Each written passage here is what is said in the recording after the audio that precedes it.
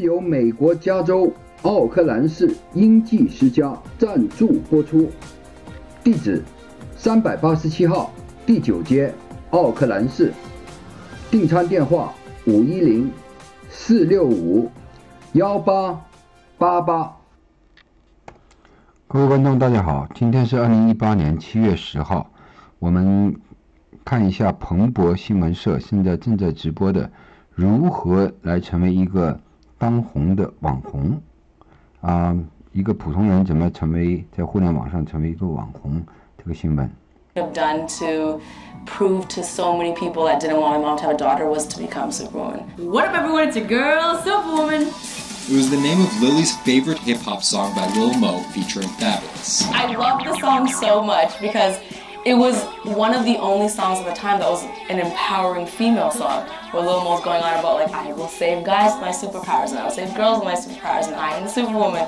I thought, this name that I've had for so long that empowered me when I was younger, I'm gonna make this my screen name. Maybe this should be a new series.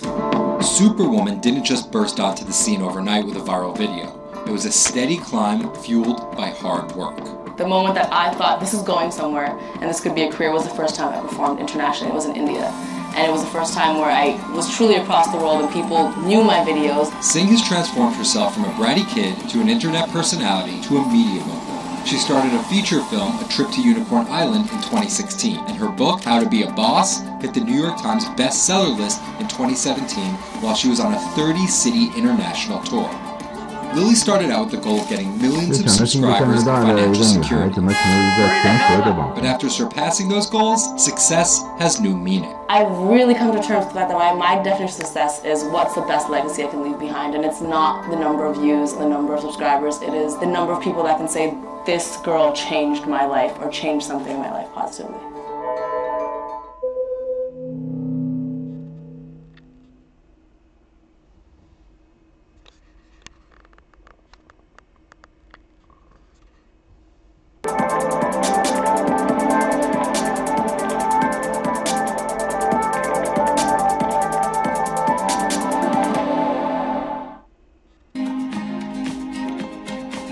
现在我们看的是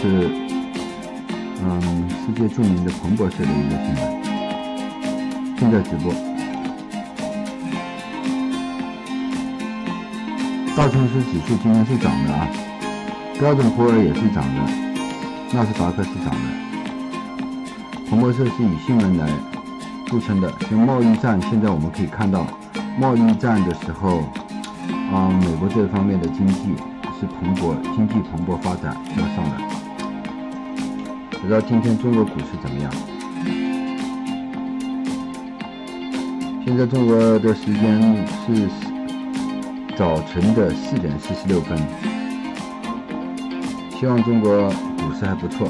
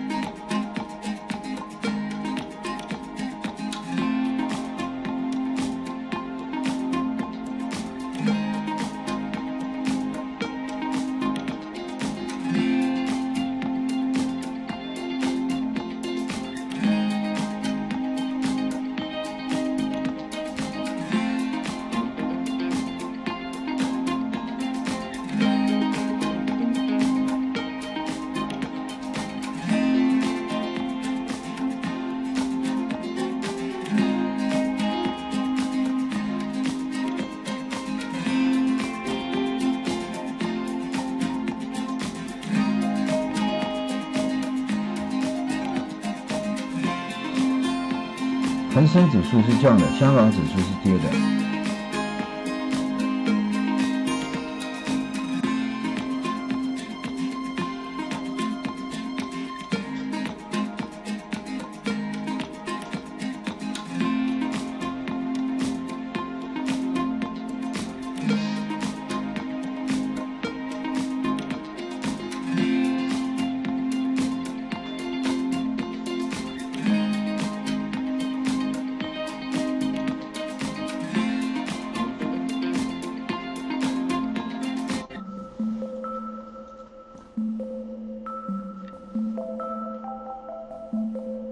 The cubicle represents a tyranny, and it confines your imagination, your thoughts, into a small physical area. You can imagine pretty much every software engineer or finance person being able to, disconnect from their desk and look at holographic monitors on a beach and doing their work from there. That's not going to be science fiction. It's the modern office place. Silicon Valley is all about building the future. A startup called Meta thinks it's getting there first, thanks to a big bet that it's made on augmented reality. How are you? Good, thank you. Welcome to Meta. Thank you. Call it a 360-degree office where you can spatialize your thoughts as part of your workflow for education, architecture, design, engineering, etc. People often mix up augmented reality with virtual reality. VR totally blocks your ability to see or hear the real world. AR overlays holograms onto what you already see. Meta has tried to make its version of the workspace feel familiar. You grab the hologram instead of using a controller or a mouse, and your brain already knows how to do it. In other words, we've designed an operating system that humanity has always known how to use. So you can see this eyeball, which is, by the way, photorealistic. You can see my hand is occluding the eyeball, and now the eyeball is occluding my hand, right? You see those two circles? They get small, and then they turn into this glowing white ball, and then I can move my hand around supernaturally. I can do this with two hands and rotate the thing. I can stretch it. I can throw it back right into the shelving system, and that's all you have to learn to become a modern worker. And to prove this, the employees at Meta have started to get rid of their computer monitors, trading them in for Meta's augmented reality headsets. Miron thinks that in less than a decade, we'll all be just wearing strips of glass that can project holograms.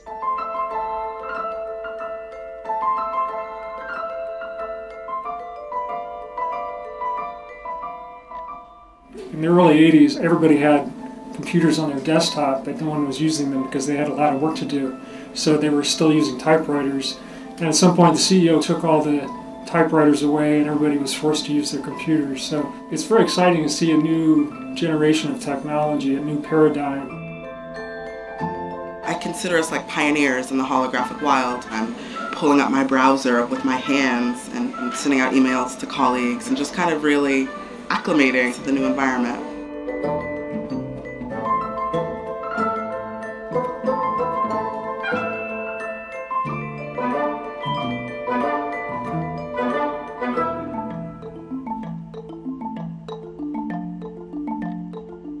Now you're putting on my computer, essentially.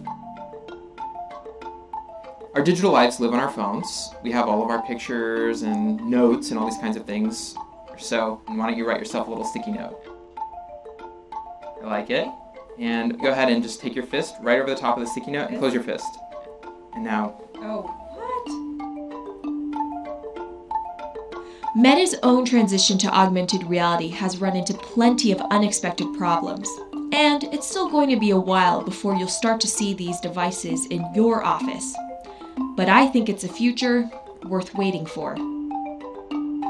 If we could see these holograms between us, we will have been able to share our work with one another more naturally, more efficiently, and more productively than ever before.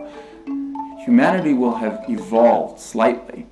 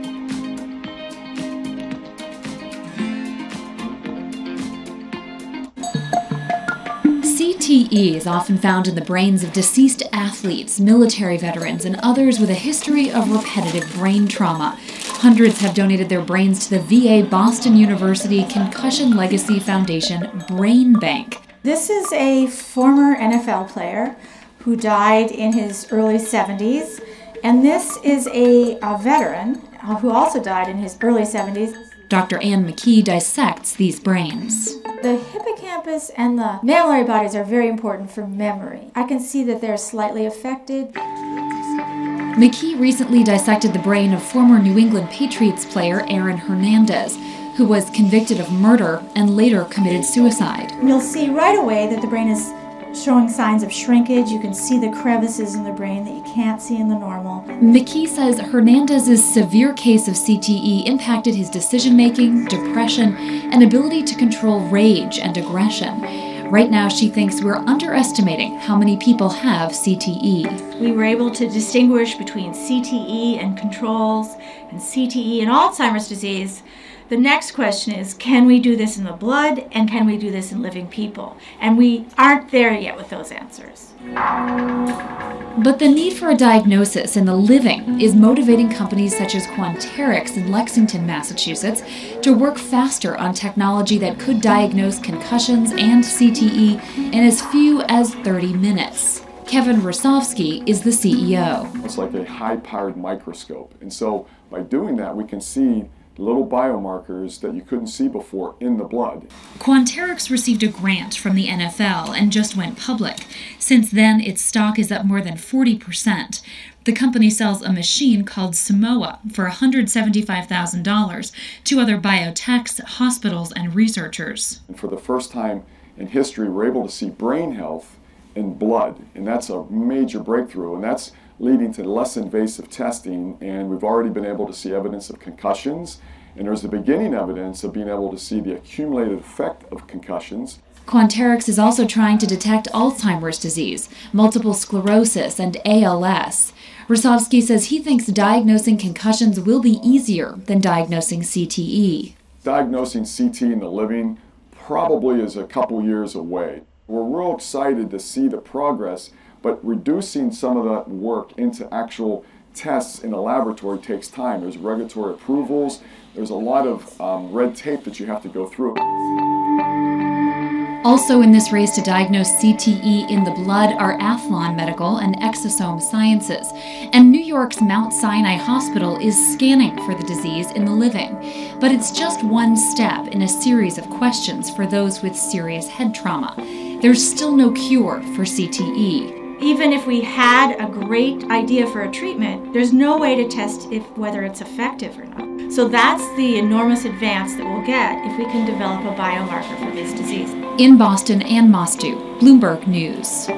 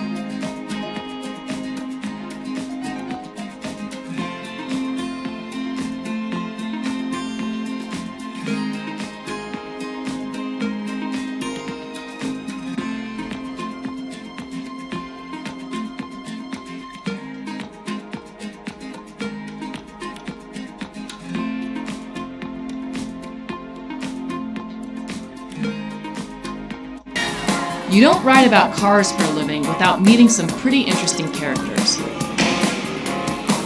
So I'm circling back and getting cozy with some of my favorite automotive aficionados. We'll talk shop, luxury, and passion in a new series I call Crossing Lanes. Well, good to see you again. What's been a couple of years, right? I think a couple of years, yeah. Thanks for having me back. Yeah, there's a few new things. I brought something I think which could not be more Americana. This is a 1958 Imperial. Just the epitome of American optimism that post-war, we won World War II, now we started a space program, all cars had fins and the Jetsons was coming on TV. So How many feet is this car? I don't know. People lose count after a certain after number. 20 feet. Yeah. They're sort of like dinosaurs from another era. This would sort of be the demographic car that I think the average TV viewer would remember. I mean, look how much room there is in this car. Just hilarious. I love how huge the gauges are. They're like giant pie plates. This was considered safety. This Padded with leather. Yeah, no great hurry to be safe. And the way you start is you turn the key and then you hit the neutral button. Everything is push button. Yeah. People think that's a new car thing, but actually, No. old car. If you can type, you can drive. Press the button and you pull away. How many cars can you cross your legs in the front seat? I mean, none, except for this. And I'm tall, too. Comfortable car, isn't it? You don't get all wind blown. You can have a conversation, even though we're so far apart. You wonder how many 16-year-olds took their driver's tests in these big stupid I things. mean, what about the parallel parking section? Don't that even would think be an about issue. parallel parking. So, what cars did you grow up idolizing when you were a young kid? You know, when you grow up in a little town in New England, anything with less than 4 doors might as well have been a Ferrari. Nobody had cool cars. I was 9, 10 years old. I was riding my bicycle up a hill and I saw an old man polishing a 1951 Jaguar XJ120, and I was fixated. He said, "Come on over, you want to sit in it?" It was unbelievable. I'd never seen anything like that. You have to remember, back in 59, 60, most car magazines were black and white. You didn't really get the sense of speed or excitement or anything from it. Who taught you how to drive? So many houses had abandoned cars in fields. And there was a 2CV in a field near my friend's house. And when we were kids, we'd go over there and work on it. And we got it running. And we would just drive it around the fields all day. And our moms, you know, would sit at the kitchen window and watch us. Okay, I did all right.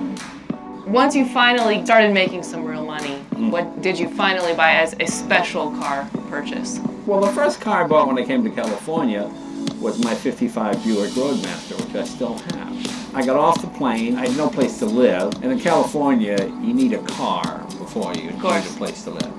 So I bought the 55 Buick for $350, and I lived in that, I slept in it, I met my wife in it, I got married in that car, drove the car to my first Tonight Show, and I still have it. That was a special car. How would you define a luxury car? Nobody does luxury like the French. The French put a premium on comfort while driving. The cars don't appear to be ostentatious or flashy, but they're exceptionally nice to drive and very, very comfortable. We Americans tend to confuse luxury with crashed, garish. I mean, look at Trump's apartment. Is sitting on a gold chair really comfortable? No, it's not luxury at all. It's like Oscar Wilde, you know, the price of everything, the value of nothing. Well, have you ever paid more than you thought you should for something that you bought? No, all I've done is buy too early. Now, I see a lot of people, they buy something because they immediately think they're going to make a lot of money on it. Then when they find out it's not worth as much as they thought, now they hate the car. The most important thing is buy what you like. Yeah. And then worry about the price later. Now, I don't mean that from like, oh, I'm so rich. No. Better off you pay a little bit more and buy something you truly enjoy. Yeah. You know. If you were 21, 22, 23 now, would you still get into the business? I always like telling stories and doing comedy. I mean, I always like talking to people. So, yeah, I think a nice fit. You know, my dad sold insurance. And he became manager. And once a month, to motivate the men, he would put on some kind of goofy show, or he'd play like the Sinatra song, High Hopes, and he'd juggle. And so I thought, well, maybe I'll sell insurance because you get to do a show once a month.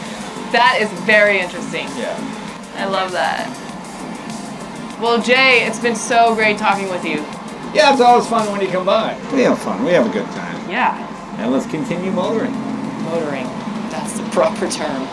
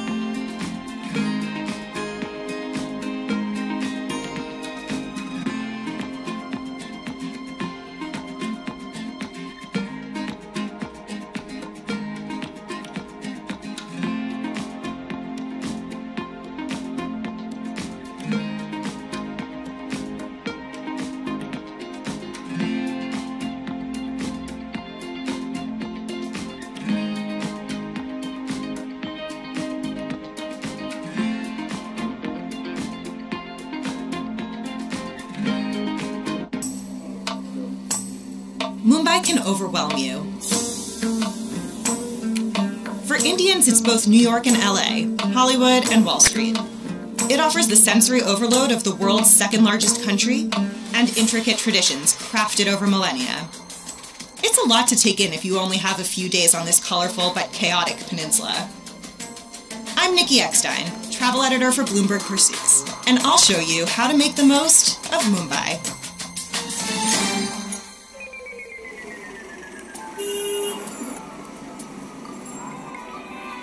India is outpacing a slew of Western destinations to become the world's 6th largest business travel market. And the Oberoi, a sleek oasis in the middle of all the action, is perfect for business travelers. Good afternoon, Madam Oberoi Mumbai. Nice to meet you. Thank you. The staff is extremely thoughtful and detail-oriented. Hi. Welcome to the Oberoi. It's very refreshing in a weather like this. Why don't you have a sip? Nowhere else have I been greeted with personally embroidered napkins and customized suites. Plus, the rooms are spacious, with comfortable beds and large work desks. Across the peninsula, you'll find the Gateway of India, Mumbai's most iconic monument. Though the city name was officially changed in 1995, most locals still call it Bombay.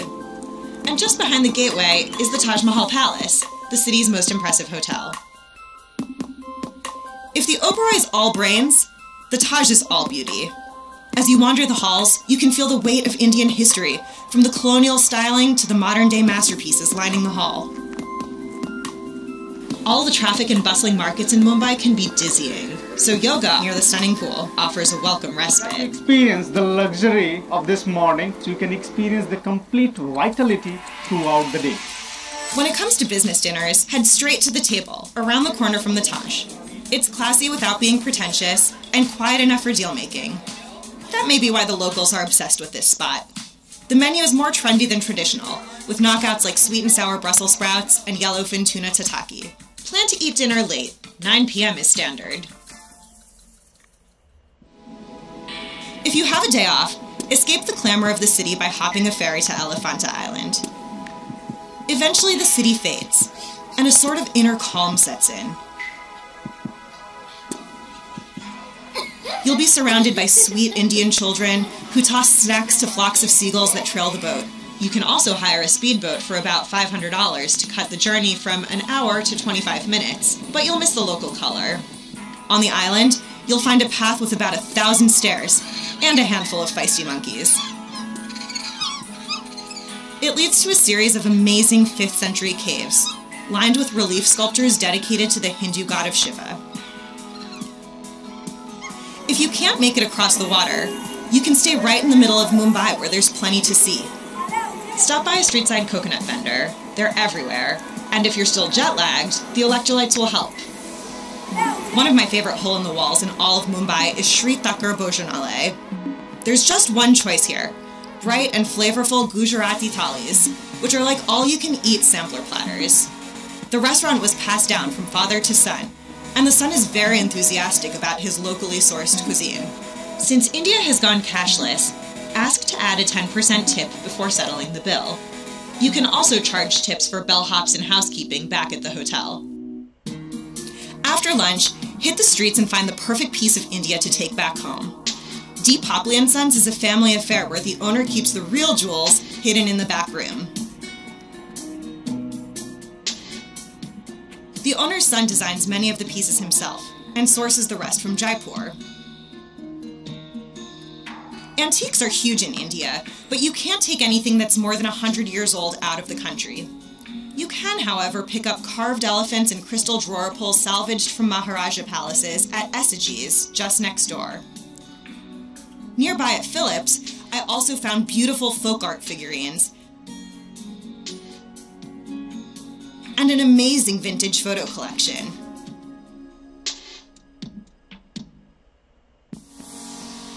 For clothing, there's a great spot called Bungalow 8, hidden under the bleachers of Mumbai's biggest cricket stadium. It's tricky to find, but you'll be rewarded with the prettiest kaftans and block-printed scarves, all arranged by color. But back to business.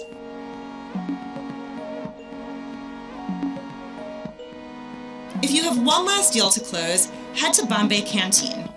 The menu is an ode to India's regional recipes and native ingredients, like red snapper ceviche in a kokum broth, or Kashmiri lamb. And don't miss a drink at Air, the rooftop bar at the Four Seasons. Guest bartenders shake up some of the city's best sundowners. Go to make one last impression with colleagues. Or let Bombay make one last impression on you.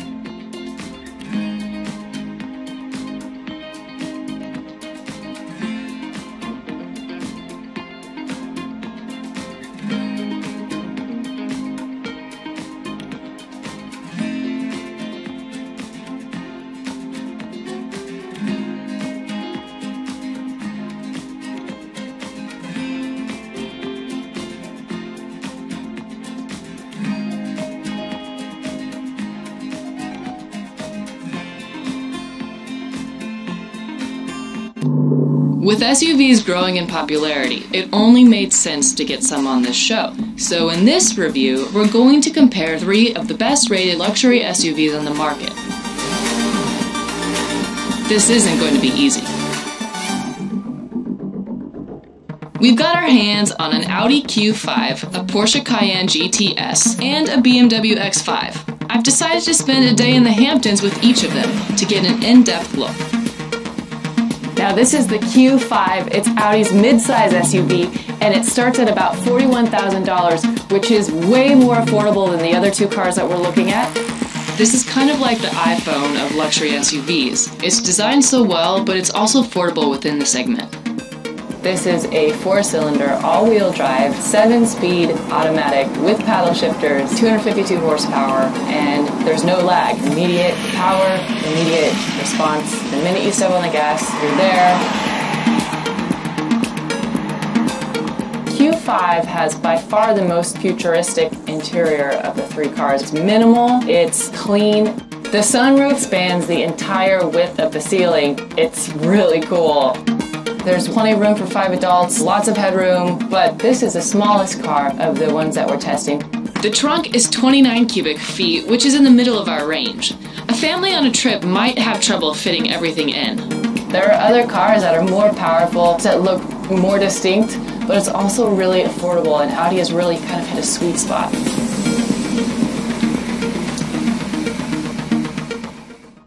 So how did it add up? The immediate response really made me feel in control. The horsepower was a little weaker at 252, and the 22 mile per gallon means that this is in the middle of the road. Looks-wise, it was a bit conservative. It's the smallest of our 3, but with a sleek interior. And the pricing is the best at $41,000.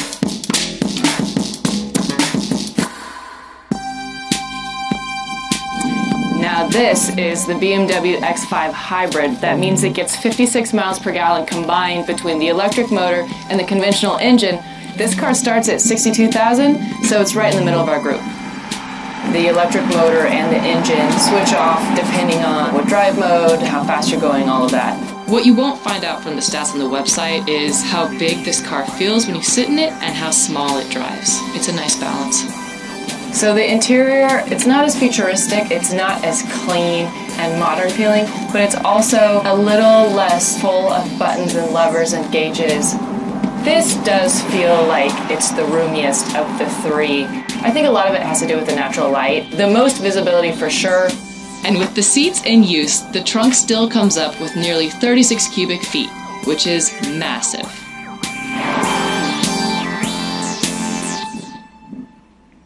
To recap, the handling was exceptional. 308 horsepower is middle of our range, and an amazing 56 miles per gallon with the combined electric motor. It was sporty without being over-aggressive.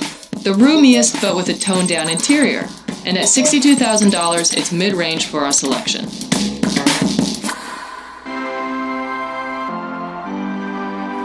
Now the third car in our group is the Porsche Cayenne GTS. This is a higher tuned version of Porsche's Cayenne, and it starts fittingly at $97,000. That's by far the most expensive of any car of our group, and it's also the most powerful. Porsche was among the first of the luxury car makers to introduce an SUV. It really sets the standard for a lot of things. The engine here is a 3.6 liter V6 twin turbocharged engine. 440 horsepower, almost double the horsepower of the Audi, 443 foot-pounds of torque, and you definitely feel it when you push the gas pedal. The thing that you notice are the buttons and levers and knobs and vents. So if you're someone who likes less cockpit stuff to play with, you're gonna love this car. This trunk was actually the smallest at 24 cubic feet, but after you put the seats down, you'll get by. It drives fast, it feels really luxurious inside, it's really striking to look at, it just costs a lot of money. Okay, this car was the most powerful. 440 horsepower, 434 foot-pounds of torque. Unfortunately, only 19 miles per gallon combined. This is a true sports car in SUV form. It had decent space and the interior was loaded with gadgets. But the downside, I'd say, is price. $97,000 means this car will dig deep into your wallet. The luxury SUV segment is a competitive field. There are a lot of really confident players, and these three are all excellent vehicles. However, after 3 days of driving, I felt the BMW checked the most boxes in terms of performance, agility, style, and value. Was it the fastest or the most powerful? No. But it was the most versatile while moderately priced for a luxury SUV. With the largest interior, the most visibility, and the fact that it's a hybrid with a 56 miles per gallon rating, that just pushes it over the edge. This car has a great value and anyone would be happy to have it.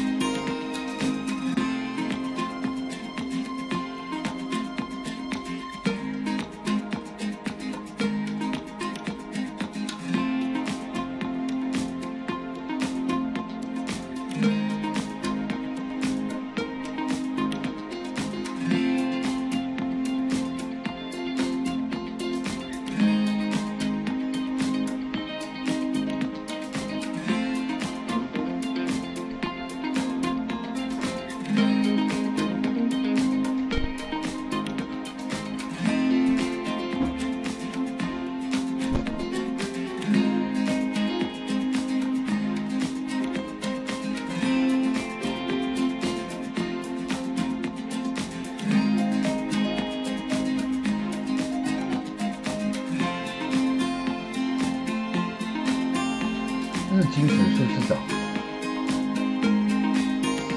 恒生指数跌。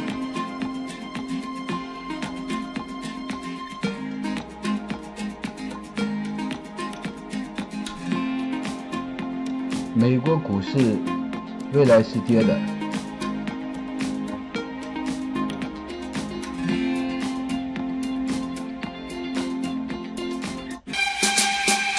The perfect sports car should combine sexy good looks with nimble steering, aggressive power, and a high-quality cabin. It'll be expensive, but not so pricey that it's out of reach for everyone. Porsche, Mercedes, and Jaguar have 3 of the top sports cars on offer today, but which is the best for you? Let's get the numbers out of the way. All 3 cars have impressive stats. The Porsches come just slightly behind the Benz and the Jag, but each is a thrill to drive in its own way. This is the 2017 Porsche 911 Carrera Cabriolet. The engine in this is a 420 horsepower, 6-cylinder boxer engine mounted in the rear. This is Porsche's famous engine. It's difficult to describe the feeling when you get behind the wheel. This is where that mystical Porsche X factor comes in. The rear-wheel drive on 20-inch Carrera S wheels and Porsche torque vectoring grip the road better than any other model in our group. The AMG GTS is faster and more fun to drive than any other Mercedes. I think it feels like a rocket ship. This car has a lot to offer. It has that amazing V8 engine, it has the horsepower, it has the torque. Of course, if you're not careful, the rear-wheel drive AMG will fishtail forward with a mind of its own. That said, it's amazing in a straight line. This is the two-door coupe Jaguar debuted in 2015 as a way to get back in the game. And the company did it with flying colors. The handling is great. I mean, this car is so perfectly balanced. It's really a treat to drive, especially on windy roads. The torque that you feel when you drive it is the most impressive of the group. But it's not as connected to the road as the 911, nor as smooth as the AMG. 停一下这个广告，然后我们看一看这个 trade war means to you 这个贸易战对生活在海外的人意味着什么？那我们再看一看这个，这最新的一个新闻。 President Trump's tariffs on $34 billion in Chinese goods are on, and they've sparked trade clashes around the world, setting the stage for potential price increases hitting American companies and consumers. If they charge us, we charge them the same thing. That's the way it's got to be. But how will this trade war impact everyday Americans? Well, we have the facts. Tariffs, by definition, are taxes on imports. Easy, right? To put it into perspective, let's say an American retailer buys 500 mugs from China for $2 a piece. That's $1,000. The U.S. tariff rate for mugs is 4.5%, which raises the total price from $1,000 to $1,045. While the direct impact on consumer goods appears to be limited for now, a few pennies here, a few dollars there, multiply it by thousands of businesses, and that's a lot of cash. Last June, the Trump administration imposed steel and aluminum tariffs on the European Union. In retaliation, the EU slapped tariffs on bourbon, orange juice, and Harley-Davidson motorcycles. Let's look at the impact on Harley-Davidson since then. The EU tariffs on exported motorcycles rose from 6 to 31%. To add to that, it will cost Harley-Davidson an extra $2,200 per bike shipped from the US to the EU. This has caused the motorcycle manufacturer to begin mapping out plans to shift production to foreign markets. On midnight on July 5th, the US imposed tariffs on China. Needless to say, they didn't take it so well. China's immediate tit-for-tat retaliation means the trade dispute could escalate into a full-blown trade war. Trump says China's trade policies give its companies an unfair advantage in the global marketplace. He insists Beijing uses unfair tactics, like requiring US companies to hand over technology in exchange for access to China's market. And well, China has rejected this sentiment. So what do China's tariffs mean for us? Key foreign imports affected by American tariffs are farming equipment, healthcare equipment, steel, and aluminum. American farmers could be greatly affected. With a slowdown on exports across the spectrum, U.S. taxpayers will have to eat the cost of excess crops made in America. Tariffs on various forms of healthcare equipment from China, including CT scanners, EKGs, and X-ray tubes, could translate into higher medical costs. From beer cans to automobiles, products made with steel or aluminum can see manufacturing expenses increase. China and the EU seem to have strategized their tariffs to target iconic American products in states governed by Republicans. Take a look at Kentucky bourbon, for example. 62.5% of Kentucky's population voted for Trump. Or consider the agricultural industry. 7 out of the top 10 crop-producing states voted for Trump. In the long run, a trade war can cost jobs and slow economic growth for everyone involved. So, what's not to love? And if you're interested in learning more about trade wars and how it was one of the factors that led to America's Great Depression, check out our last video on trade wars here.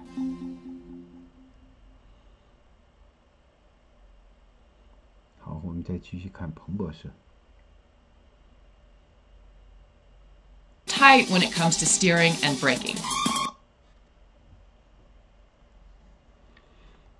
YouTube. “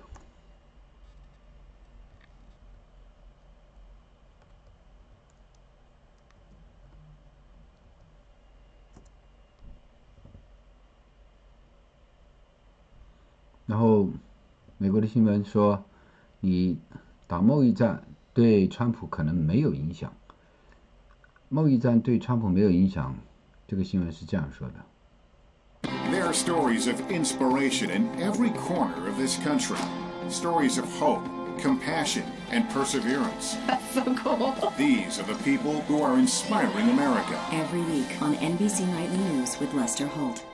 Just after midnight on Friday, the United States made good on its threat to impose 25% tariffs on $34 billion worth of Chinese imported goods. China responded with tariffs of its own, targeting $34 billion worth of U.S. exports to their country. Tariffs and counter-tariffs mark the start of an all-out trade war, and it is not just China that we're fighting with. In total, President Trump has now slapped hefty tariffs on $85 billion worth of imports from America's top trading partners: China, Canada, Mexico, the European Union, and Japan. All but Japan have retaliated with similar tariffs of their own, bringing the total tally to $165 billion worth of trade hit so far this week in the global trade war. But Trump, he has threatened to do much more damage, saying he is ready to put tariffs on another $400 billion worth of Chinese imports. And the president's team is looking into possible tariffs on $360 billion worth of auto, truck, and car parts that were imported last year. But currently, our economy is incredibly strong, adding 213,000 jobs last month with a low 4% unemployment rate. If the U.S. economy continues to add 200,000 jobs each month, the trade war will not immediately hurt Trump politically.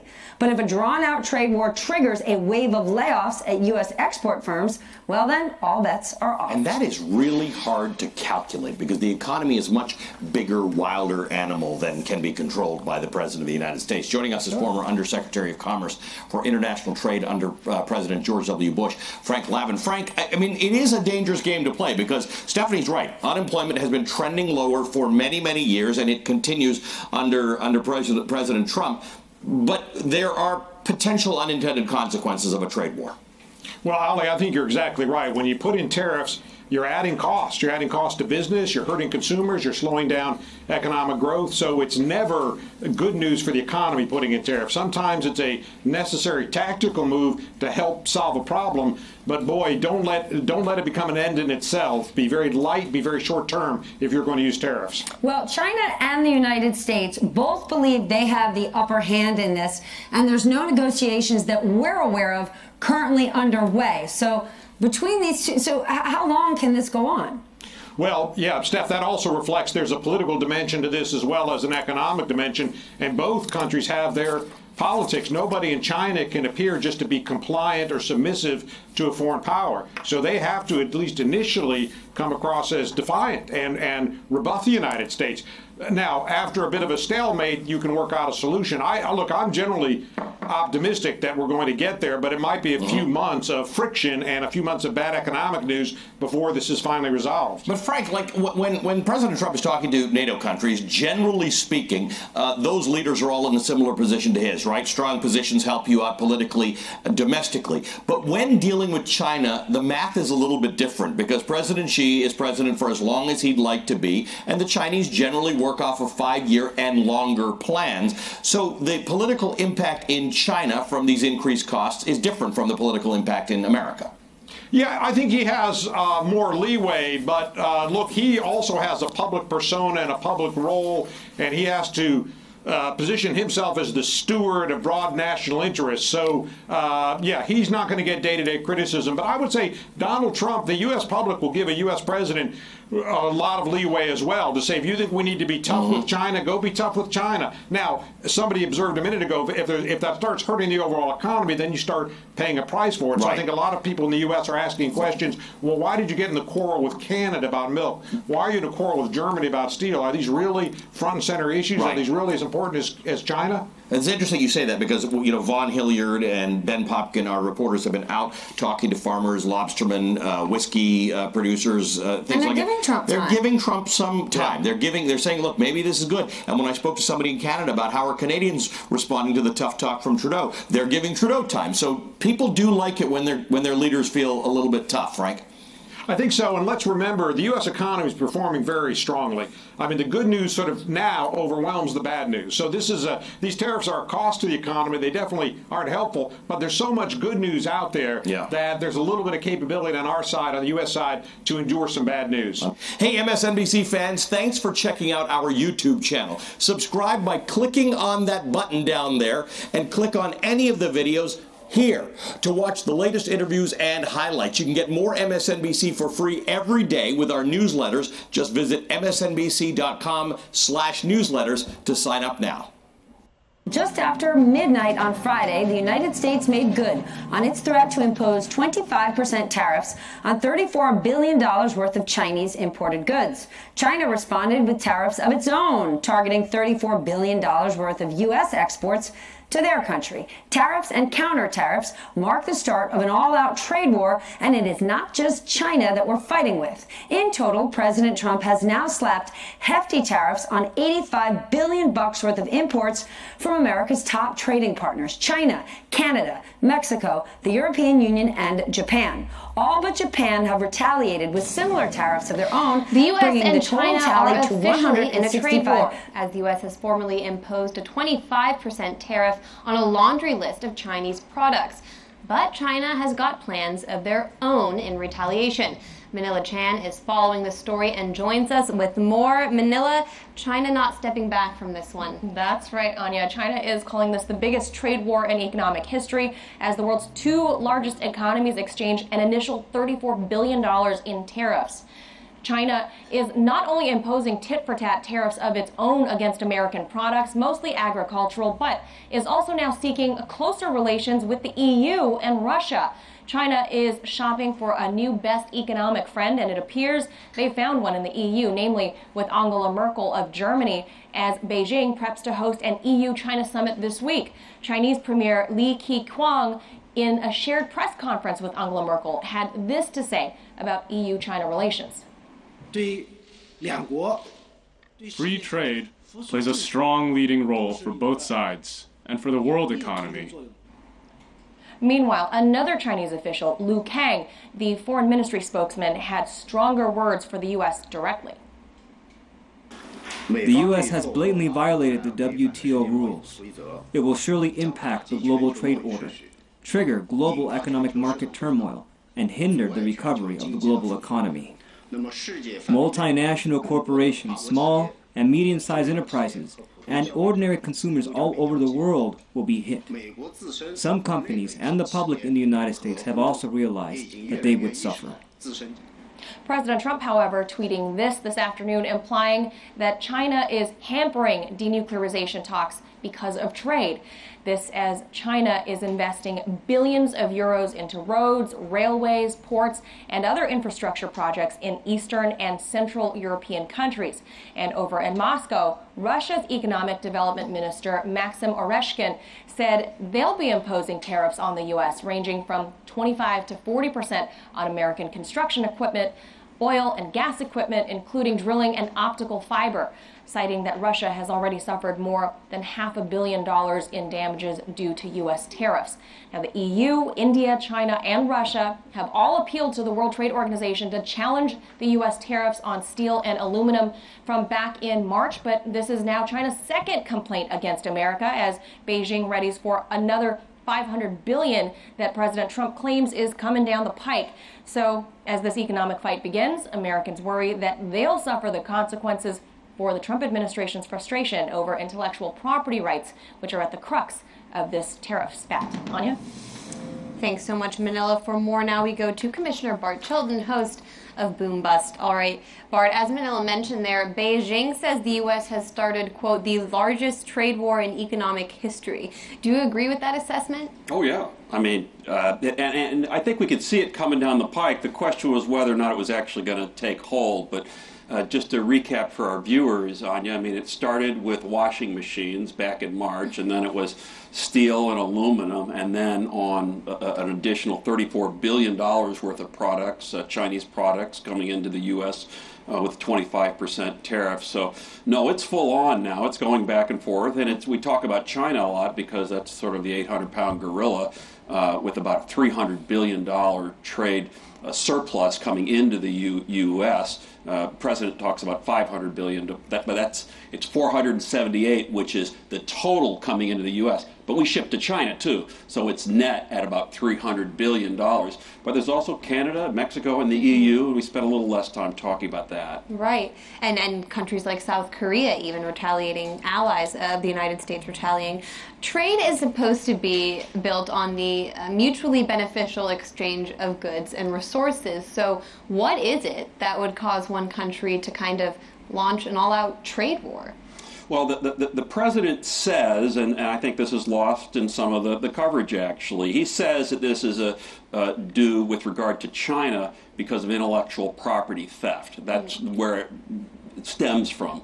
But meaning the agreements that if American businesses go to China and use Chinese labor, China then has the rights to some of these technologies? The right to some of the ownership, actually, in the countries, in addition to just outright theft of intellectual property, I mean, stealing stuff. So, and he's been sort of general on this, Anya, but there's supposed to be real reciprocal trade measures, and they're certainly not directed at intellectual property in general. We just covered on Boom Bust today about an agreement that we allowed to go through, we being the U.S. allowed to go through with Costco, allowed to purchase, not Costco, Costco, the large shipping firm, to purchase Oriental, which is another large shipping firm. Will create the third largest Chinese-owned shipping firm in the world. So we're not doing anything to thwart that sort of ownership in the U.S. We're really just putting these tariffs on Chinese goods. Trump ran on a platform, and we've discussed this before, promising to put America first, but American workers will undoubtedly be affected by these new policies, no? Well, they will. I mean, you look at it two ways. If you look at it in the aggregate, and you say, look, we're a $20 trillion U.S. economy, and, you know, this is about $500 billion. So it's not the end of the world, but it's having a reciprocal impact throughout the supply chain in the U.S., and it's starting to impact companies. So in the aggregate, maybe it's not, you know, this horrible thing that a lot of people decry, but if you look at individual things, Anya, it really is impacting businesses and people, consumers. We have about 30 seconds left, but the question I have is whose interest is it in for these trade wars to continue? Donald Trump, I think, and the politicians and political folks who recommend that he do it, because I really don't see any big gain for U.S. consumers or our country or our economy at this point. All right, Bart Chilton, this isn't going anywhere. We'll be talking about it more. Thanks so much. Thank you. Hey YouTube, thanks for checking out our channel. We hope you enjoyed the video. We have tons of content for you just like this. For more of RT America's one-of-a-kind news and analysis, be sure to subscribe and never stop questioning more.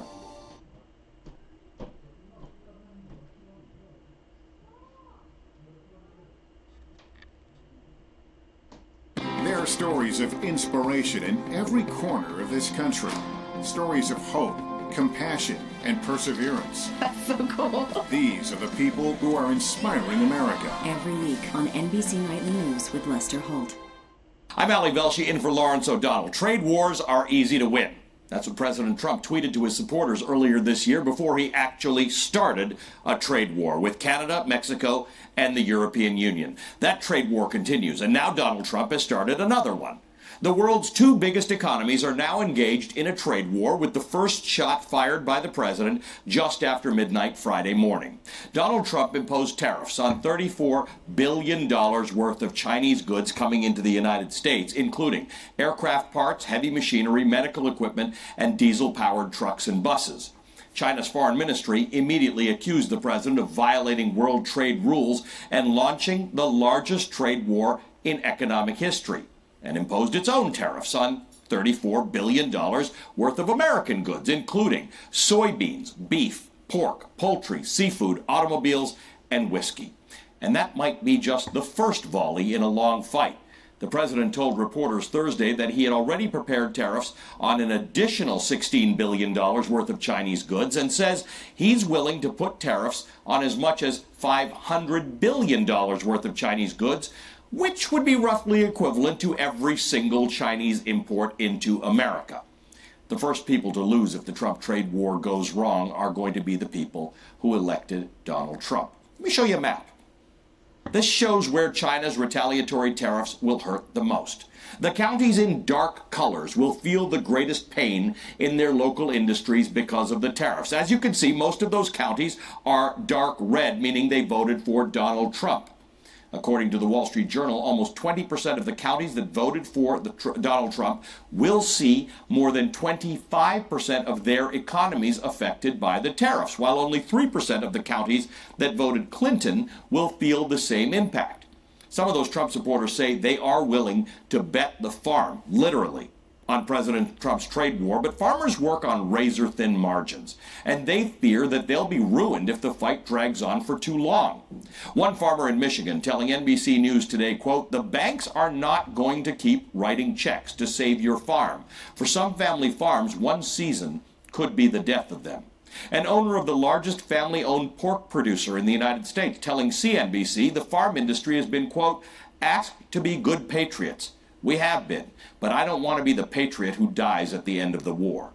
And here was the reaction in Maine's lobster industry, which today woke up to new tariffs on its annual exports of more than $100 million worth of lobster to China. Some workers in Maine whose livelihoods depend on that industry spoke to NBC's Vaughn Hilliard. We have enough challenges already with the prices of fuel, the prices of bait have gone up, and we just didn't need another challenge like this right now. So now the concern with these tariffs being placed right now by China is that we will lose a crucial part of the markets that we've developed over the years here in Maine. Losing sales and revenue for our company, possibly making us eliminate jobs. I'm hopeful that what he's doing is going to end up in the long run being great for everyone, but right now... How confident are you that that's going to be the case? Not very right now. And so Donald Trump has created economic uncertainty across wide swaths of the United States today. Neither America nor China have shown any signs of backing down so far, and no one is quite sure what happens next. One piece from Reuters today suggests ominously the conflict is likely to escalate beyond trade and into curbed visas for Chinese students, toughened vetting of foreign investment in China, and China imposing administrative punishments on American companies, all of which threaten to create more collateral damage in the Trump trade war. Joining us now is Jared Bernstein, a senior fellow at the Center on Budget and Policy Priorities. He was the chief economist and economic policy advisor to Vice President Biden. Also joining us, David Korn, Washington bureau chief for Mother Jones, co-author of the book Russian Roulette, and an MSNBC political analyst, and Susan Del Percio is a Republican strategist and an MSNBC political analyst. Welcome to all of you on a Friday night. Susan, let me start with you. Republicans were always the ones shouting, let's just reduce trade barriers, that the world is better if there's more trade. And look, that's a hot topic that we can all debate, but President Trump is up against his own party on this one. He absolutely is, and many of the people in his own party are up for re-election in 4 months. So while President Xi, who's the president for life, can play a long game on this, I mean, China typically does, the president has to worry about not just his election, but the election coming up in 4 months. How long can they hold on? Like you said, they go from season to season. And then just also on the strategy part of this, and you actually probably know better than I do, it seems that this should be all about the intellectual property aspect of it. That's the issue with China. Are we, right. And so why are we hurting our own people? Because one thing we know is that Donald Trump has not actually said what he wants as a result of this trade war.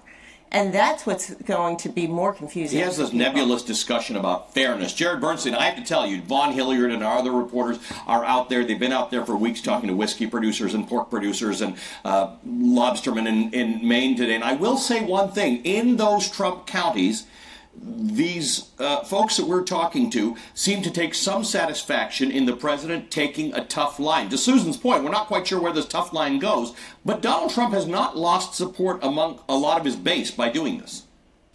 Yeah, I think that's true, because remember, he ran on the proposition that some of our trading partners are cheating us. And when it comes to trade with China, and Susan just mentioned this, there are ways in which the Chinese have been guilty of unfair trading practices. Part of that has been intellectual property, but part of that has been manipulating their currency to make their exports to us cheaper than our imports to them. So people who have been involved in tradable good businesses for many years, they recognize that. The problem is, and the two of you were just getting at that, these tariffs won't have that impact. These tariffs are going to hurt many more Americans than they're going to help. And I feel great sympathy for some of those folks who are talking about the possibility that, maybe this will help, because at least as far as I and every other economist on all sides of the aisle sees this down the road, this isn't the way to go about it. It's a very misguided strategy. It's going to lead to higher prices, slower growth. And by the way, you say you're not sure what Donald Trump's goal. His ultimate goal is to reduce the trade deficit. I don't think it's going to do that either. Let me talk about what Donald Trump said last night in Montana. He often misstates, David Corn, he often misstates the trade deficit with China. He always called it $500 billion. I've measured this many times. It's about $336 billion. That's actually a very big mistake to make, and they know that they're wrong, but they keep doing it. But here's what he said about it. Let's listen. We have all the cards. We're the bank that everybody's stealing from. I respect China, and I respect President Xi. But they've been killing us. $507 billion in trade deficits last year. 507. Who the hell can lose 500? Then you want to do something about it, you get attacked. Oh, that's not nice. That's not free trade. The war was lost on trade many years ago. When they were saying, not a free trader, I said, no, the war was lost. But now we're going to win it. And because we have all the cards. So David Corn, he says the war was lost on trade many years ago. The issue, though, with trade globally is that when you trade with people, you're probably less likely to make war with them, and they tend to be your allies in other areas. And at this point, it's a little unusual because we've opened up on many fronts. We're fighting with our allies. We're fighting with our enemies. We're trying to make a deal with North Korea. We're doing something with Russia on the 15th. We're not clear exactly what that is. And we're pulling out of the Iran deal. So there's more to this than whether we lost or won a war on trade. It's chaos.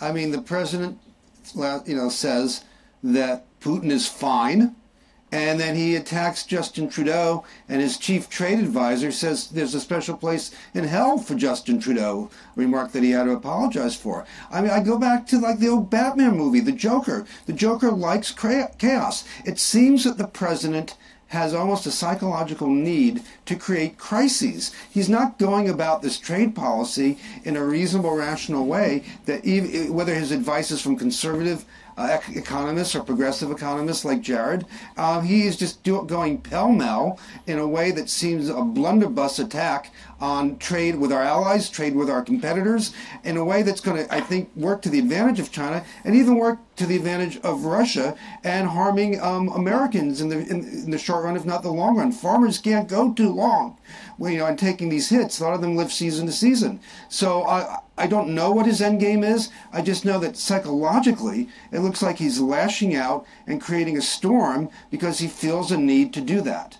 You make an interesting point, by the way. This does create an advantage for Russia because all of those things that the Chinese are not going to buy because they've got tariffs on from America, i.e. soybeans, they're getting some of it from Brazil. But this is an opportunity from Russia for whom we're trying to control their expansion. They now get to sell more goods. But they also get hard currency. They get hard currency. It makes it easier for them to get around the sanctions that we've imposed. Correct. It's great for Russia. Susan, Oxford Economics predicts that if President Trump follows through on his threats, it could actually reduce world trade by 4% and wipe away 4/10 of a percentage point of GDP, which equals about $800 billion. So there's more to this, and this is why our allies are upset about it. I mean, we're actually costing everybody money, and I remind people, it was many years ago, but the U.S. sent the world into an economic tailspin in 2008. We do have to be cautious about these things. Absolutely, and there's one other thing to consider. As we start this trade war with China, the president also wants to end NAFTA. He has problems with the European Union. He's even drafted legislation to get rid of the World Trade Organization. And it kind of begs the question, he's trying to dissolve all of these things. What deal has he actually dealt? He has not made the economy better for the people who are going to suffer as a result of these tariffs. And he's not making any trade deals whatsoever. So that's the bigger. That's there's no answer to this, right? There's nowhere that this So where do you go? Leads. What do you think you're going to get when you hear the president of the United States say everything's okay with North Korea now? We have a deal. People laugh at that, and they know that you can't take him on his word. So how these farmers and manufacturers can rely on Donald Trump, it doesn't make sense. And that's how the rest of the world is looking at us, that we do. Yeah. But Jared, you go ahead. I think there's actually even a more fundamental problem, or at least a more fundamental misunderstanding of what globalization is in 2018. It's no longer the case, and I'm sure this is the way Donald Trump thinks of it, that everybody's in their isolated space making their own goods and trying to sell them into global markets. In fact, globalization is now this incredible omelet of supply chains that you can't unscramble. So if you actually look at American cars, in a sense, every American car is an imported car because it has imported parts. One of the American cars with the most, one of the cars, I should say, with the most domestic content on the American highway happens to be the Honda Odyssey. Okay, the largest BMW plant in the world, BMW is a German car maker, is in South Carolina. So Donald Trump is going about, once again, and this is often the case when he's talking about manufacturing and coal and the environment, he's going about this as if it's a 1950s world where trade flows were 25% of GDP, now they're 60% of GDP. You know, David, the problem is that it is a fundamental misunderstanding of trade, but it is appealing to what appears to be a third of Americans who are maybe justifiably angry at the fact that while we traded away certain manufacturing jobs for lower prices and lower labor around the world, and while consumers have enjoyed this for the last 30 or 40 years, we maybe didn't do enough. Our governments didn't do enough to figure out, you know, how it is these people are disaffected. So we are now seeing the chickens coming home to roost. Donald Trump is a con man who's playing off real resentments and real concerns from a great number of Americans. I mean, Jared, I've been watching Jared for years and decades. He's been talking about how to have a progressive, populist-minded sense of an economy and policy that would bring the wealth that the country generates to all sections of the country. And it's true that we haven't had enough of that in both Republican and Democratic administrations. Yeah. And so Trump comes in. Make America Great Again, I'll have a trade war. He sells very simple bumper sticker slogans that have no real policy behind them, but it appeals to people because they are desperate for some better conditions. But the two of you are exactly right. Donald Trump has identified a problem. Not only does he have no idea how to solve it, he's going to make it worse. But Susan, he's really right about identifying the problem. There are Americans out there who say, I used to have a good job. My father and grandfather helped build this country, and now I can't work in a coal mine. I can't work in a manufacturing facility. No one's given them a real answer, or no one in government has given them a real answer, and now they're looking at Donald Trump to be their savior, and he's not going to be. Yeah, he gave them a slogan. That's it. He has not delivered on the promises and the policies he said he was going to offer. He likes to say, look at the stock market, it's doing well. Okay, but that's in its own silo. That's not affecting the day-to-day lives. Correct. And there's another thing that we're also seeing increase is oil prices. So now that's another, whatever tax cut was in that got passed earlier this year, is basically going to be washed away this summer for most consumers because it's going to cost them a lot more to get to and from work, even if they have a job. So no one is necessarily gaining, but the slogans sound very good. I want to thank you all. It has been great to see you. Thanks for checking out our YouTube channel. Subscribe by clicking on the button below for more from The Last Word and the rest of MSNBC.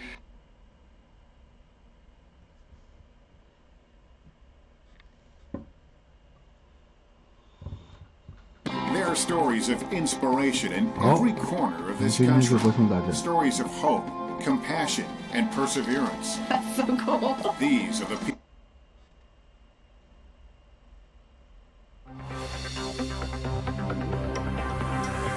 欢迎大家继续收看海外华人直播，欢迎大家订阅。